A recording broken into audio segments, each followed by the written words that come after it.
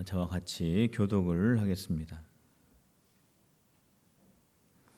암몬 사람 나하스가 올라와서 길르앗 야베스에 맞서 진침해 야베스 모든 사람들이 나하스에게 이르되 우리와 언약하자 그리하면 우리가 너희를 섬기리라 하니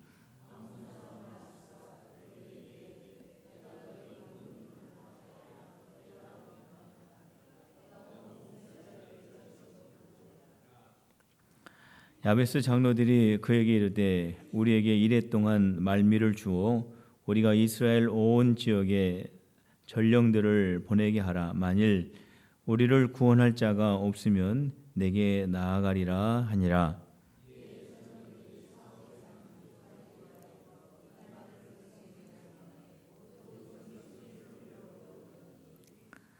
마침 사울이 밭에서 소를 몰고 오다가 이르되 백성이 무슨 일로 우느냐 하니 그들이 야베스 사람의 말을 전하니라.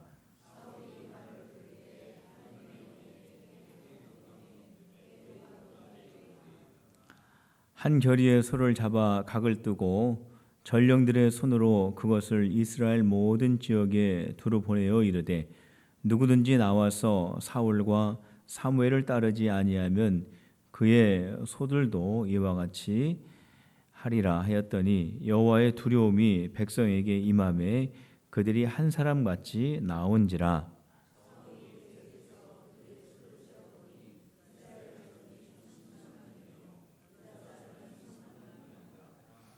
무리가 와 있는 전령들에게 이르되 너희는 길르앗 야베스 사람에게 이같이 이르기를 내일 해가 어두울 때에 더울 때에 너희가 구원을 받으리라 하라. 전령들이 돌아가서 야베스 사람들에게 전하매 그들이 기뻐하니라.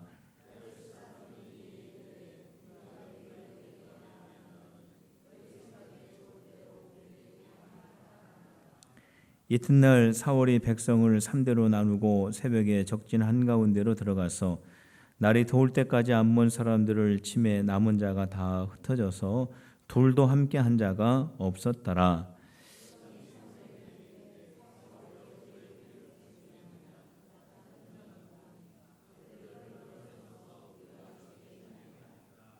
사울이 이르되 이 날에는 사람을 죽이지 못하리니 여호와께서 오늘 이스라엘 중에 구원을 베푸셨음이니라.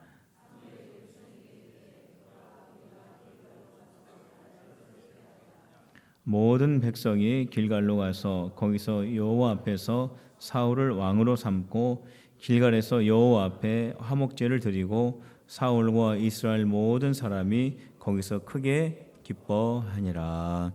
아멘. 사무엘 선지자가 그 사역을 다 마친 다음에 이스라엘 백성들이 이제는 선지자를 통해서 이스라엘을 다스릴 것이 아니라 왕을 뽑아가지고 이스라엘을 다스렸으면 좋겠다라고 하는 그러한 요구를 하게 됩니다. 이러한 요구의 중심에는 이스라엘 백성들은 하나님에 의해서 다스려져야 할 백성이다라고 하는 이 사실을 잃어버린 겁니다. 하나님이 이스라엘을 다스려야 된다. 이 사실을 잃어버리고 그러한 생각을 하고 그러한 요구를 사무엘에게 하게 됩니다. 그때 하나님께서 이스라엘 백성들의 그 요구를 허락을 해 주십니다. 그래 이스라엘 백성들이 왕을 뽑아가지고 이스라엘 한번 다스려 봐라 라고 하나님께서 허락을 해 주십니다. 그래서 하나님께서 내정하신 사람이 누구냐면은 바로 사울입니다. 이스라엘의 초대 왕으로 하나님께서 정한 사람이 바로 사울이죠. 그래서 사울이 이스라엘의 첫 번째 왕이 되는 겁니다. 그런데 사울이 하나님께서 내정하신 가운데 이것도 하나님의 섭리고 하나님의 역사죠. 하나님께서 허락하시고 이스라엘의 왕을 사울로 세우시는데 사울이 왕이 되어지는 그 과정 속에 어떠한 일이 있었는지 우리는 성경을 통해서 알고 있습니다. 먼저는 그 아버지의 심부름을 받아서 암나귀들을 찾으러 갔다가 찾지 못하고 사무엘을 만나게 되죠. 그래서 사무엘에게 기름 부음을 받고 거기에서 너는 이스라엘의 왕이 될 것이다라고 하는 그 말을 듣습니다. 그리고 그 이후에 제비뽑기가 있었습니다. 제비를 뽑았는데 사울이 뽑히게 되죠. 그리고 그 다음에 공식적으로 사울이 왕으로 뽑혀서 선포가 되고, 이러한 과정을 통해서 사울이 이스라엘의 초대 왕으로 내정되었다가 이제 공식적으로 왕으로 선포되는 그런 과정을 겪게 되는데, 오늘 우리가 읽은 이 11장의 말씀을 보냐면 이전에 사울이 사무엘을 만났다가 기름 부음을 받고 그리고 또 제비뽑기를 해서 이스라엘의 12지파 가운데 사울이 뽑히게 됩니다. 근데 왕으로 뽑히기에는 되지만은 공식적으로 왕으로 등극하게 되지는 못하는데, 오늘 이 11장에 보면은 사울이 공식적인 왕이 되는 그러한 사건이 기록이 되어 있습니다. 그런데 중요한 건 뭐냐면 이 공식적인 왕으로 선포되기 전에 사울에게 아주 중요한 사건이 하나 있습니다. 그 사건을 오늘 11장에 기록을 하고 있는데, 그 사건이 무엇인지 오늘 말씀을 통해서 저와 여러분들이 함께 살펴보려고 합니다. 자, 그 첫 번째 공식적인 왕이 되기 바로 전에 사울이 경험하였던 것은 뭐냐면 사울이 하나님의 영으로 크게 감동을 받는 경험을 하게 됩니다. 그 당시 암몬 사람, 그러니까 암몬의 왕입니다. 암몬의 왕이 나하스가 야베스 사람들을 공격하게 됩니다. 근데 야베스 사람들을 공격하니까 이 야베스 사람들이 그 암몬 사람들을 두려워하면서 뭐라고 말하냐면은 우리와 함께 언약을 맺자. 언약을 맺자라고 하는 건 뭐냐면 우리가 서로 평화 조약을 맺자. 그러면은 우리 야베스 사람이 이스라엘 사람들이죠. 야베스 사람들이 암몬 사람, 가나안 사람 너희들을 우리가 섬기겠다. 이러한 말을 하게 됩니다. 그러니까 암몬 사람들이 뭐라고 합니까? 그 야베스 사람들을 굉장히 수치스럽게 만듭니다. 무슨 말을 하냐면은 너희들의 눈을 다 빼면 너희들과 평화 조약을 맺겠다. 그런 말을 합니다. 얼마나 모욕적인 말을 듣는 겁니까? 그러니까 이 야베스의 장로들이 그 말을 듣고 굉장히 모욕감을 느낍니다. 그래서 그들이 그 사울이 살고 있는 길르앗 지역에 지금 우리가 이렇게 암몬의 나하스에 의해서 지금 위협을 받고 있고 뿐만 아니라 아주 치욕적인 모욕적인 말을 들었다고 하는 그 말을 전하게 됩니다. 그래서 이 기브아에 있는 사람들이 그 사건을 알게 되죠. 기브아에 있는 사람들이 그 사건을 들었을 때에 성경에 뭐라고 기록되고 있냐면 그들이 통곡하며 울었다라고 기록을 합니다. 그들이 왜 통곡하면서 울었겠습니까? 도대체 이스라엘이 어떻게 하다가 이 지경까지 되었을까? 어떻게 저 이방 사람들이 하나님을 믿는 우리 이스라엘 백성들 향해서 저렇게 수치스럽고 모욕적인 말을 들을 정도까지 우리가 이렇게 되었을까? 저런 말을 들었을 때 누구 하나 나와서 용감하게 담대하게 싸울 사람이 하나도 없는가? 라고 하는 그러한 마음을 가지고 아마 통곡하며 울었을 겁니다. 그러니까 기브아에 있는 사람들이 그렇게 통곡하며 울고 있을 때에 사울이 일을 마치고 돌아옵니다. 일을 마치고 돌아와서 보니까 그 자기 족속 지파에 있는 사람들이 다 통곡하면서 울고 있습니다.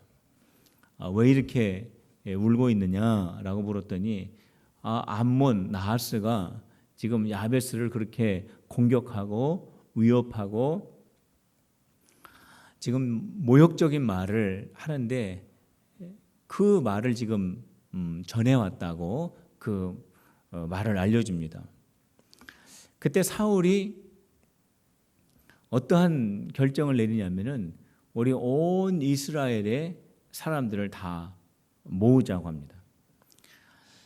지금 우리가 이러한 말을 듣고 이러한 모욕적인 말을 듣고 수치스러운 일을 당했는데 우리가 가만히 있을 수 있느냐? 저 이방인들을 향해서 전쟁하기 위해서 사람을 한번 모아봐라. 그래가지고 사람을 모았는데 몇 명이 모아졌냐면은 33만 명이 모아지게 됩니다. 그래가지고 이 33만 명과 함께 그 암몬 왕 나하스를 공격하게 됩니다. 이 사울이 굉장히 담대하고 용감한 그런 모습을 여기에서 보여주게 됩니다. 그런데 이 사울이 원래 이렇게 용감했던 사람이냐, 이렇게 담대했던 사람이냐, 그런 사람이 아닙니다. 사울이 기름 부음을 사무엘에게 받고 또 제비를 뽑아가지고 왕이 했다고 했잖아요. 근데 제비에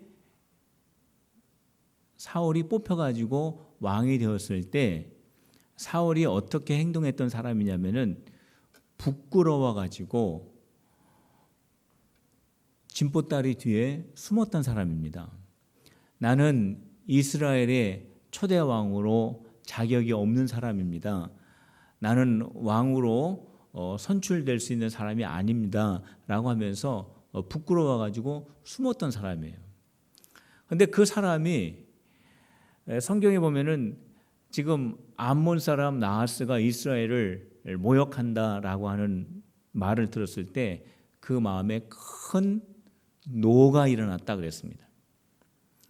그래가지고 그가 이스라엘 사람들에게 우리 함께 전쟁하자 해서 33만 명을 모아가지고 암몬 나하스를 공격하는 일에 선두주자로 용감하게 담대하게 서게 됐던 겁니다.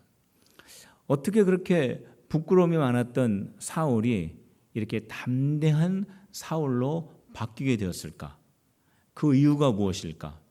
그 이유가 오늘 우리가 읽었던 그 말씀 가운데 6절에 기록이 되어 있습니다. 우리 6절을 한번 같이 읽어봅시다. 6절입니다. 시작. 사울이 이 말을 들을 때 하나님의 영에게 크게 감동되매 그의 노가 크게 일어나, 이렇게 되어 있습니다. 자, 어떻게 해서 부끄러움을 많이 타고 자기 자신을 그렇게 왕이 될 수 없는 사람이라고 말했던 이 사울이 어떻게 이렇게 담대하고 용감한 사람이 되었습니까? 그 이유는 뭐냐면 하나님의 영이 사울에게 크게 임하여 사울을 감동시켰기 때문에 그렇습니다. 하나님의 영이 사울에게 임함으로 말미암아서 사울이 바뀌어진 거예요. 담대한 사람으로, 용감한 사람으로, 하나님의 일에 대해서 큰 노를 발할 줄 아는 사람으로 사울이 바뀌었다라는 겁니다. 성령의 역사, 이 성령께서 하시는 역사 가운데 하나는 뭐냐면 우리 자신을 바꾸시는 일을 하십니다. 성령님은 우리를 변화시키시는 일을 하십니다. 예수님께서 승천하시고 제자들이 두려워가지고 그동안 예수님을 따라다니고 예수님을 의지하고 예수님의 그 기적과 이적을 보면서 큰 용기를 받았던 제자들이 이제 예수님이 십자가에서 죽으시고 부활하셨다가 승천하시고 이제 제자들만 남게 됩니다. 제자들이 다락방에 모여 있습니다. 그들 마음속에 두려움이 있었습니다.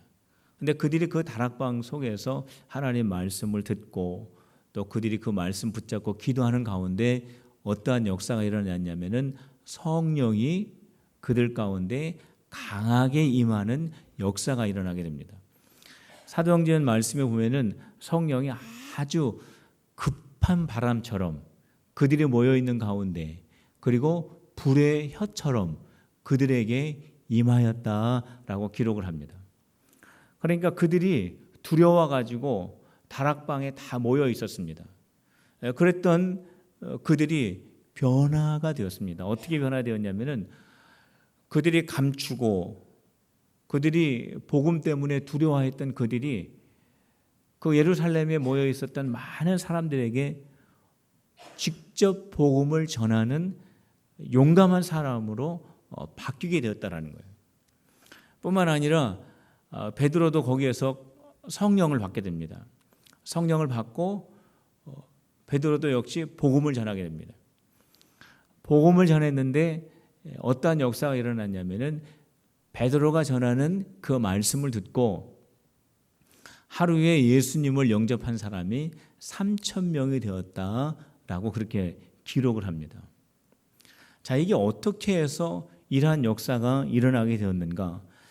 그렇게 두려워하고 예수님이 승천하셔서 그들이 무서워서 다락방에 모여 있고 그들이 복음을 두려워하고 전하는 것에 대해서는 전혀 생각하지 못하였던 그들이 어떻게 용감하고 담대하게 복음을 전하는 사람으로 그렇게 변화가 되었을까? 이것도 역시 성령이 그들에게 임하였기 때문에 그러한 변화의 역사가 일어나게 된 것입니다. 성령의 능력을 힘입어서 성령께서 그들 가운데 임하심으로 말미암아서 그들을 통하여서 이러한 하나님의 일이 나타날 수 있게 된 겁니다. 우리가 예수님을 믿으면은 우리가 하나님의 자녀가 됩니다. 그런데 우리가 예수님을 마음속에 영접하게 되냐면은 어떠한 일이 일어나게 되냐면 성령님이 내 안에 들어오시게 됩니다. 그러니까 예수님 믿는 사람들은 마음속에 다 성령님이 함께 계셔요.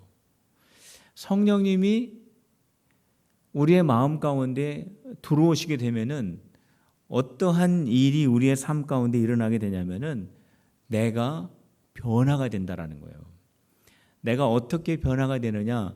성령의 사람으로 변화가 된다라는 겁니다. 성령의 사람으로 변화가 되어지는 증거가 있습니다. 내가 예수님을 믿고 내가 예수님을 믿으면 성령님이 내 안에 들어오시게 되는데 성령님이 내 안에 들어오시게 되면 나타나는 증거들이 있습니다. 그 증거를 성경에서 뭐라고 말씀하고 있냐면은 성령의 열매라고 말합니다. 성령의 열매가 내 안에서 나타나게 됩니다. 성령의 대표적인 9가지 열매가 있죠. 그게 뭡니까? 사랑, 희락, 화평, 오래 참음, 자비, 양선, 충성, 온유, 절제. 이러한 사람으로 변화가 되는 거예요. 예수님을 믿고 성령님이 내 안에 들어오게 되면은 성령의 사람으로 변화된다라고 하는 증거들이 나타나게 되는데 그것은 내가 성령의 9가지 열매를 소유한 사람으로 변화가 된다는 겁니다. 이것이 바로 성령을 소유한 사람의 증거들입니다. 뿐만 아니라 내가 성령의 사람으로 바뀌게 되면은 내 주변에 영향력을 주는 사람이 되는 겁니다. 그러니까 나 때문에 내 주변에 성령의 열매들이 나타나게 됩니다. 이것이 바로 성령 받은 사람의 삶의 증거고 모습입니다. 우리 필그림의 모든 성도 여러분들 성령으로 충만하시기를 주님의 이름으로 축원합니다. 그래서 성령의 열매들이 여러분들 안에 꼭 있으시고 그리고 그로 말미암아서 주변에 영향력을 주는 성령의 사람으로 살아가시기를 주님의 이름으로 축복합니다. 사울에게 있었던 또 하나의 과정은 뭐냐면 승리를 경험했다는 거예요. 그가 하나님의 내정을 받아서 이스라엘의 첫 번째 왕으로 내정을 받았고 그가 공식적으로 이스라엘의 왕이 되는 그 가운데에 사울에게 있었던 그 중요한 사건이 뭐냐면 승리를 경험했다라는 겁니다. 그가 하나님의 영에 사로잡혀 가지고 암몬 사람 나하스를 향해서 전쟁하기 위해서 나갑니다. 용감하게 그 적진을 향해서 나아가서 싸우는데 성경에 뭐라고 기록하고 있냐면은 완전히 승리하였다. 그 암몬 사람들을 완전히 다 물리쳤다라고 그렇게 기록을 합니다. 사울이 그 암몬 사람들하고 전쟁하기 전에 이스라엘이 어떠한 처지였습니까? 이스라엘 야베스 사람들이 이방 암몬 사람들에게 가가지고 우리 서로 언약하자고 했습니다. 우리 평화 조약 맺자고 했습니다. 그런데 하나님께서 이스라엘 백성들에게 당부한 것 중에 가장 중요한 게 뭐냐면 가나안 땅에 들어가 가지고 이방 사람들하고는 절대로 언약 맺어서는 안 된다 그랬거든요. 그런데 이스라엘 백성들이 너무 쇠약해져 가지고 너무 그들이 연약해져 가지고 그들이 가나안 백성들하고는 언약을 맺어서는 안 되는데 그들이 먼저 가가지고 우리하고 언약을 맺자고 할 정도로 그렇게 쇠약한 백성이 되어버린 겁니다. 이스라엘 백성들이 하나님으로부터 어떠한 말씀을 받았는지를 그들이 잃어버린 거예요. 이스라엘 백성들이 가나안 땅에서 어떤 백성으로 살아가야 할지를 그들이 잃어버린 겁니다. 신앙의 자존심을 다 잃어버린 거예요. 자신의 정체성도 다 잃어버린 겁니다. 왜 그랬을까요? 하나님의 다스림을 받는 백성이어야 되는데 우리는 하나님의 다스림 받기를 원치 않는다라고 하는 이스라엘 백성들의 그 마음 중심에 하나님을 거부하는 그런 마음이 있었기 때문에 하나님의 영이 떠나가고 이스라엘은 쇠약한 백성이 되고 이스라엘의 정체성을 잃어버리는 그런 백성이 되었기 때문에 너무나 쇠약하고 연약한 백성이 될 수밖에 없었던 것입니다. 야베스 그 이스라엘 백성들이 암몬 족속에게 가서 우리 같이 화친하면은 우리가 당신들을 잘 섬기겠다고 했을 때 그 암몬 족속들이 좋아했습니까? 그 이방 족속들이 얼마나 치욕적인 말을 했습니까? 모욕감을 주는 말을 했습니까? 너희 눈을 다 빼면 이스라엘 너희들 눈을 다 빼면은 우리가 너희들의 말을 들어주겠다라고 했습니다. 그 말을 듣고 야베스 사람들이 통곡을 합니다. 그랬던 상황이었어요. 그런데 사울이 이스라엘 백성들을 모아가지고 암몬 사람들하고 전쟁을 합니다. 그래서 거기에서 큰 승리를 거두게 됩니다. 어떻게 해서 그렇게 큰 승리를 거두게 되었습니까? 사울에게 하나님의 영이 임함으로 말미암아서 이렇게 큰 승리를 사울이 거두게 됩니다. 자, 여기에서 우리가 중요하게 생각해야 될 것이 있습니다. 그것이 뭐냐면 한 사람의 중요성이에요. 한 사람의 중요성. 자, 저를 따라서 한번 해보시기 바랍니다. 한 사람의 중요성. 한 사람이 중요한 거예요. 이스라엘 백성들 모두가 암몬 사람들 앞에서 통곡했습니다. 저렇게 수치스러운 말을 듣고 우리가 이렇게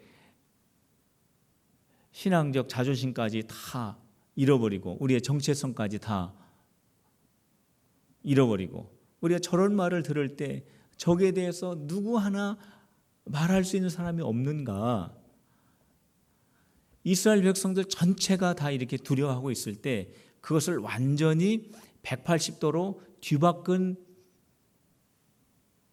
사람이 누구냐? 뭐 이스라엘의 많은 사람들이 아니에요. 한 사람, 사울. 사울 그 한 사람 때문에 완전히 뒤바뀌게 된 겁니다. 사울이 전쟁하기 전에는 완전히 암몬 사람들 앞에서 두려워하고 부끄러워하고 창피하고 그렇지만 말 못하는 그런 너무나 연약한 이스라엘 백성들이었는데 사울 한 사람 때문에 완전히 암몬 족속을 멸하는 그런 역사로 뒤바뀌게 되었다라는 거예요. 신앙적 자존심이 다시 회복이 되었습니다. 이스라엘의 정체성이 다시 회복되었습니다. 하나님과 이스라엘과의 관계가 다시 회복이 되었습니다. 어떻게 해서요? 사울 한 사람 때문에 그러한 역사로 변화가 되었다라는 거예요. 성경의 역사를 보면은 다 한 사람을 통해서 하나님의 역사가 이어지는 것을 우리는 금방 알 수가 있습니다. 여러 사람들이 막 어떻게 해가지고 하나님의 역사가 일어나기보다는 한 사람, 신실한 사무엘 선지자 한 사람, 사사시대 때 다 영적으로 민감하지 못하고 하나님의 기이한 현상을 보지 못했을 때 영적으로 깨어있는 신실한 사무엘 한 사람, 믿음의 사람 여호수아 한 사람, 그 사람을 통해서 이스라엘 백성들이 가나안 땅으로 들어갈 수가 있었던 겁니다. 요셉 한 사람 때문에 그 가족들이 그 애굽 땅이 가나안 땅이 살 수가 있었던 겁니다. 모세 한 사람 때문에 430년 동안 노예 생활하였던 그 애굽에서 이스라엘 백성들 60만 명이 하나님의 축복의 땅으로 나아갈 수가 있었습니다. 모세 한 사람. 아브라함 한 사람 때문에 이스라엘이 복받는 민족이 될 수 있었던 겁니다. 노아 한 사람 때문에 그 가족들이 대홍수 속에서 살아날 수 있었습니다. 예수님 그 한 분으로 말미암아 온 인류가 구원받는 그 길에 나아갈 수 있게 되었다라는 거예요. 한 사람이 참 중요해요. 성경에 보면은 반대로 한 사람 때문에 하나님의 징계를 받는 그런 역사들도 있습니다. 아담 한 사람 때문에 모든 인류가 하나님 앞에 죄인들이었습니다. 이 세상에 죄가 누구 때문에 들어왔냐면은 아담 한 사람 때문에 들어온 거예요. 아간 한 사람 때문에 이스라엘 백성들이 아이성 전투에서 승리할 수 있었는데 거기에서 실패한 거예요. 아간 한 사람 때문에. 바로왕 한 사람 때문에 애굽에 있는 모든 백성들이 하나님의 10가지의 징계를 받게 된 겁니다. 이 한 사람이 참 중요해요. 성도 여러분, 오늘 이 성경의 역사를 보면은 이 역사를 통해서 우리가 알 수 있는 건 뭐냐면 나 한 사람을 통해서 가정과 교회와 우리나라가 살 수도 있고 죽을 수도 있다라는 거예요. 그러니까 나 한 사람이 얼마나 중요한지 모릅니다. 저는 오늘 여기에 계신 우리 필그림의 모든 성도들 때문에 가정이 살고 교회가 살고 나라가 사는 역사가 여러분들을 통해서 있어지시기를 주님의 이름으로 축복합니다. 여러분들 한 사람 때문에 살아나는 역사가 있기를 주님의 이름으로 축복합니다. 그런데 그 한 사람은 어떠한 사람이냐면은 가정을 살리고 공동체를 살리고 나라를 살렸던 그 한 사람은 어떠한 사람이냐 하면은 하나님의 영으로 충만했던 사람들이에요. 그 사람들의 공통점은 바로 하나님의 영에 사로잡히고 성령의 충만함을 입은 사람들이 바로 가정을 살리고 공동체를 살리고 나라를 살린 사람들의 공통점이라는 것입니다. 그 하나님의 영이 우리 가운데 내 심령 가운데 임하게 되면은 잠시 전에도 말씀을 드렸지만은 성령의 열매가 반드시 일어나게 되어 있어요. 성령께서 내 안에 임재하게 되시면은 성경에 기록되어 있는 성령의 대표적인 9가지 열매가 반드시 일어나게 되어 있습니다. 성령의 9가지 열매가 내 안에 역사하게 되면은 나 때문에 반드시 내 주변은 변화의 역사가 일어나게 되어 있어요. 그 변화는 뭐냐면 살아나는 역사라는 거예요. 성도 여러분, 여러분들을 통해서 여러분들의 주변이 살아나는 역사가 일어나기를 주님의 이름으로 축복합니다. 그러기 위해서는 내 안에 성령의 역사가 일어나야 된다는 거예요. 내 안에 성령의 역사가 일어나지 않고 육적인 역사가 일어나게 되면, 갈라디아서 5장에 보면은 육에 속한 것들이 내 안에서 역사하게 되냐면은 살리는 역사가 나타나는 것이 아니라 죽는 역사가 나타난다 그랬습니다. 죽는 역사. 성령의 역사는 성령의 9가지 열매를 우리가 대표적으로 말씀을 드렸는데, 내 안에 인간적인 생각, 내 안에 육체에 속한 것들이 역사하게 되냐면은 내 주변은 또 내 자신은 죽는다 그랬어요. 자, 내 안에 일어나는 육체에 속한 것들이 어떠한 것들입니까? 갈라디아서 5장에 구체적으로 말씀하고 있습니다. 그것은 뭐냐면 음행, 더러운 거, 호색, 우상숭배, 주술, 원수 맺는 거, 분쟁, 시기, 분냄, 당짓는 거, 분열, 이단, 투기, 술취함, 방탕, 이러한 것들이 내 안에서 역사하게 되냐면은 나도 죽고 하나님의 나라를 기업으로 받지 못한다 그랬습니다. 그러니까 공동체도 다 죽는 거죠. 성도 여러분, 내 안에 성령의 역사가 지금 일어나고 있는가? 아니면은 육에 속한 역사들이 일어나고 있는가? 한번 잘 말씀을 통해서 분별해 보시길 바랍니다. 내 안에 성령의 역사가 일어나고 있다면 나를 통해서 살아나는 역사가 일어날 것이고, 그 반대면은 그 반대의 역사가 일어나게 되는 거예요. 우리 필그림 교회가 이 미장동을 살리는 교회가 되기 위해서는 우리 필그림 교회 안에 성령의 증거들이 나타나야 됩니다. 아까 말씀을 드린 성령의 9가지 대표적인 열매들이 나타나야 돼요. 그래야 우리 교회가 이 미장동 이 지역을 살리는 교회가 되는 겁니다. 그런데 반대로 우리 교회 안에 육에 속한 그러한 증거들이 우리 교회 안에 나타나게 된다면 우리도 죽고 이 지역도 같이 하나님의 나라를 기업으로 받을 수가 없는 거예요. 오늘 이 갈라디아의 말씀을 통해서 우리 교회 안에 지금 성령의 증거들이 나타나고 있는가, 아니면 육에 속한 증거들이 열매로 나타나고 있는가, 한번 잘 생각을 해 보시기를 바랍니다. 사울이 공식적인 왕으로 등극하기 전에 나타났던 또 하나의 사건이 있었는데, 그건 뭐냐면 관점의 변화가 일어났습니다. 관점의 변화, 시각의 변화가 일어나게 된 겁니다. 사울이 암몬 족속하고 전쟁을 해가지고 큰 승리를 하고 돌아오게 됩니다. 이스라엘 백성들이 예상하지 못했던 일이 일어난 거예요.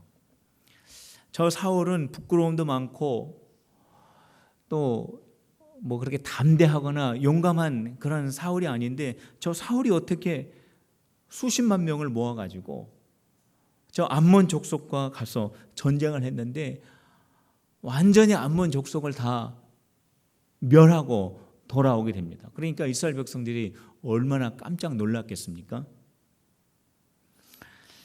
사울이 승리하고 돌아오는데 이스라엘 백성들 사이에서 이러한 말들이 들려오게 됩니다. 무슨 말이 들려오게 되느냐면은 사울이 제비 뽑기 해가지고 왕으로 뽑혔을 때, 그때 사울이 무슨 이스라엘의 초대 왕감이냐라고 했던 사람들을 다 찾아내 가지고 죽이자고 하는 말이 백성들 가운데 올라오게 됩니다. 자, 이게 무슨 말이냐면은 사울이 처음에는 사무엘 선지자에게 기름 부음을 받죠. 그 다음에 제비 뽑기를 해가지고 12지파에서 점점 좁혀가지고 사울이 왕으로 뽑히게 됩니다.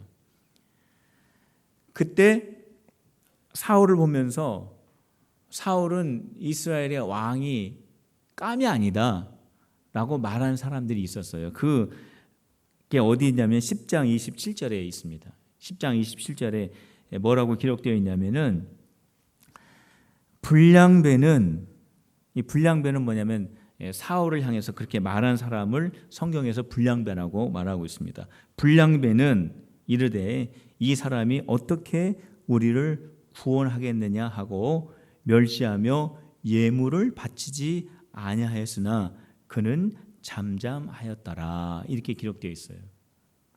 그러니까 바로 이 사람들, 사울이 제비 뽑기 해가지고 뽑혀가지고 하나님께서 내정한 왕으로 드러났을 때 사울을 향하여서 저는 우리를 구원할 왕이 되지 못한다라고 했던 그 사람들을 다 찾아내가지고 다 죽이자고 한 겁니다.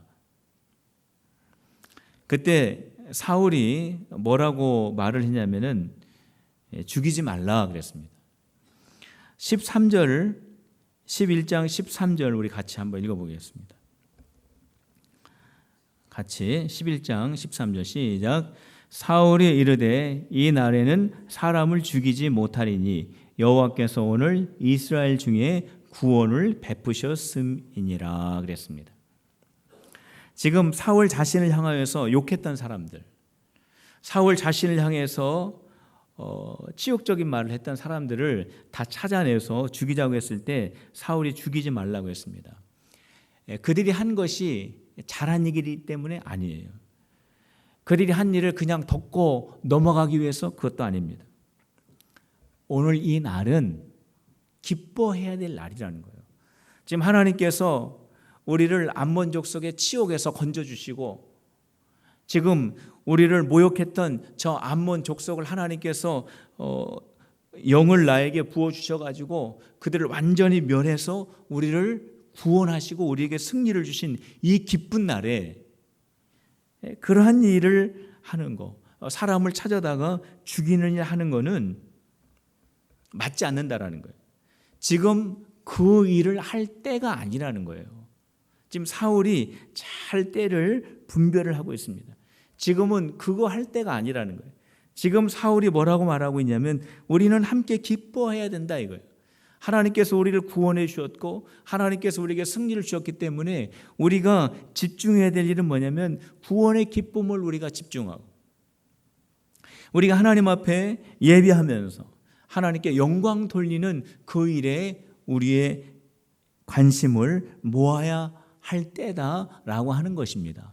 그들이 한 짓이 잘했기 때문에 내버려 두라는 것이 아니라 지금은 아니라는 거예요. 지금은 하나님의 구원을 기뻐하고 지금은 하나님 앞에 예배하는 것을 우리가 집중하고 우리가 하나님 앞에 영광 돌리는 그때라는 거예요. 그거를 지금 잘 분별을 하고 있는 겁니다. 그래서 사무엘 선지자도 그러죠. 우리 백성들과 함께 다 길갈로 올라가서 우리 하나님 앞에 사울을 하나님께서 내정하신 대로 하나님의 뜻대로 사울을 왕으로 선포하고 우리가 하나님 앞에서 제사하자 해서 이스라엘 백성을 다 이끌고 가서 거기서 하나님 앞에 제사를 드리고 기뻐하게 됩니다. 하나님의 영으로 사울에게 충만하였기 때문에 그날은 구원의 날이요. 그날은 불량배들에게 관심을 갖는 때와 시기가 아니고 우리의 모든 관심은 오직 하나님의 사역, 하나님께서 하실 그 모든 일들에 집중해야 될 때라고 하는 것을 사울이 잘 분별을 하고 사울의 관심과 사울의 관점과 사울의 생각과 사울의 가치관의 방향이 하나님의 역사로 하나님께 예배하는 대로 하나님이 기뻐하시는 대로 초점을 모았다라는 겁니다. 이게 어떻게 가능했을까? 하나님의 영이 충만하였기 때문에 그렇습니다. 하나님의 영이 우리 가운데 임하게 되면은 우리의 관심이 바뀌게 됩니다. 우리가 육에 속하였던 관심이 영에 속한 쪽으로 바뀌게 됩니다. 우리의 생각이 바뀌고, 우리의 관점이 바뀌고, 우리의 가치관이 바뀌고, 우리의 세계관이 바뀌고, 우리의 시각이 바뀌고, 하나님의 시각으로 바뀌게 되는 거예요. 어떻게? 내가 노력하고, 내가 생각하고, 내가 고민하고, 내가 책을 많이 보고, 내가 생각을 정리해서 나의 시각이 바뀌는 것이 아니라 하나님의 영이 임하게 되면은 그게 하나님의 관점으로 바뀌게 된다라는 겁니다. 요셉도 그랬습니다. 요셉도 애굽의 총리가 되었습니다. 많은 사람들이 요셉 앞에 엎드려 가지고 양식을 구합니다.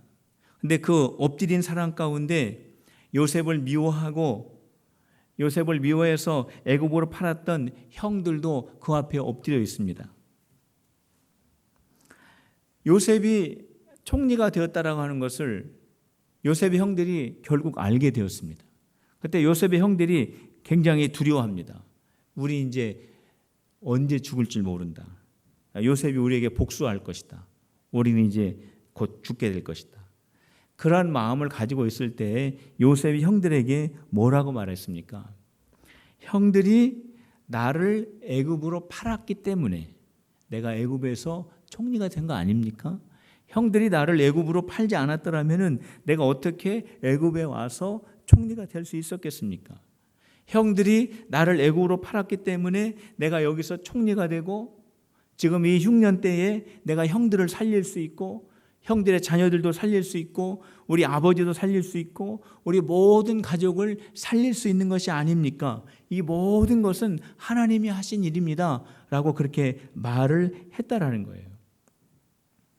요셉이 우리가 상식적으로 생각해 보면은 우리가 일반적으로 생각해 보면은 얼마든지 그렇게 말할 수 있습니다. 형들 때문에 내가 고생 참 많이 했습니다. 내가 형들에게 그대로 갚아주겠습니다 라고 해도 누가 뭐라고 할 사람 아무도 없습니다. 그러니까 인간적인 생각이고 상식적인 생각이고 얼마든지 그렇게 이야기할 수 있었는데 요셉은 그 상식적인 그 생각을 뛰어넘었다라는 거예요. 어떻게 뛰어넘었느냐? 성령의 임재하심으로 말미암아 뛰어넘었다라는 거예요. 요셉이 애굽에 팔려와서 어렸을 때부터 얼마나 고생을 많이 했습니까? 얼마나 또 누명도 쓰고 상처도 받고 얼마나 외롭고 힘들고 고통스러웠습니까? 그런데 요셉이 자기가 지내온 그 인생을 어떻게 해석하냐면은 하나님의 시각으로 해석을 했다라는 거예요. 하나님의 관점으로 해석을 했다라는 거예요. 우리가 내 인생을 하나님의 관점으로 하나님의 시각으로 볼 수 있다라고 하는 것은 너무나 큰 은혜입니다. 이게 어떻게 가능하냐? 하나님의 영이 임함으로 가능하다는 거예요. 내가 이제까지 30년을 살고 50년을 살고 60년을 살고 살아왔습니다. 근데 내가 내 돌아온 인생을 보면서 내가 왜 이렇게 살았을까? 나는 왜 이렇게 비참하게 살았을까? 나는 왜 이렇게 어렵게 살았을까? 후회하고 낙심하고 하는 수도 있지만 성령이 우리 가운데 임하게 되냐면 내가 살아온 모든 여정 가운데 하나님의 기막힌 섭리와 역사를 고백할 수 있게 된다는 거예요. 그때 우리는 행복하게 되고 그때 우리는 하나님께 감사하게 되고 내가 이러한 모든 여정을 살아온 것이 바로 하나님 나를 향한 하나님의 정말 기막힌 뜻이 이 안에 있다라고 하는 것을 깨닫게 된다는 겁니다. 저는 여러분들의 시각이 하나님의 시각으로 변화되시기를 주님의 이름으로 축복합니다. 성령의 은혜로 그것이 가능하게 된 것입니다. 사울이 내정은 되었어요. 그래서 기름 부음도 받고 제비 뽑기 해가지고 분명히 이스라엘의 초대 왕이 된다라고 하는 내정된 사람이었는데 공식적으로 하나님의 초대 이스라엘의 왕이 되어서 공식적인 사역을 하기 위해서 있었던 중요한 경험이 뭐냐면 성령 충만이라는 거예요. 하나님의 영으로 충만하였고 그가 하나님의 영으로 충만하여서 승리를 경험하였고 그의 가치관과 관점이 바뀌는 그런 경험을 하게 되었다라는 겁니다. 오늘 여기 계신 우리 필금의 성도 여러분, 하나님의 영으로 충만하시기를 주님의 이름으로 다시 한번 축복합니다. 그래서 성령으로 승리하는 경험이 여러분들에게 있으시고 하나님의 시각으로 변화되는 우리 귀한 성도들이 되셔서 하나님께 큰 영광 돌리시기를 다시 한번 주님의 이름으로 축원합니다. 우리 시간 우리 하나님 앞에 기도할 때 하나님의 영으로 다시 한번 저희들 충만하기를 원합니다. 하나님 내 안에 임재하여 주시고 하나님의 거룩